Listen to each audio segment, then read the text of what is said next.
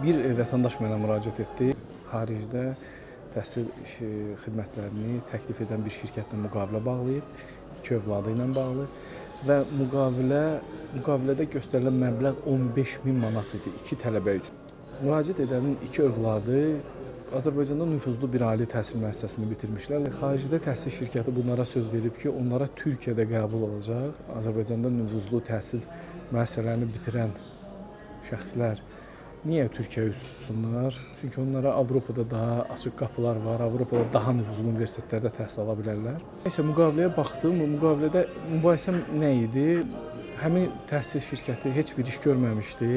Müəyyən xidmətlər göstərib, ödənilmiş pulun 40%-ni özündə saxlamaq istəyirdi. Bəzi xaricdə təhsil şirkətləri gedib otururlar bahalı plazalarda. Bu hamısı xərclər deməkdir. Yığırlar oraya işçiləri və bu xərcləri necə qarşılasınlar? Belə xaricdə təhsil şirkətlərinin yalan vədlərinə inanmıram. Müqaviləni bir hüquqşünasla, vəkillə məsləhət edeyim. Mən həmin müqavilə ilə tanış olanda gördüm, çox primitiv qaydada bağlanmış bir primitiv şərtləri var idi. Mən bu işi görə bilməsəm 40% özümdə saxlayıram, qalanını qaytarıram. Yəni sən 15.000 manatı elə əvvəlcədən almışdın ki, sən 40%-ni özündə saxlayasan. Belə fırıldaqların, belə vətəndaşları aldadan şəxslərdən ehtiyatlı olun.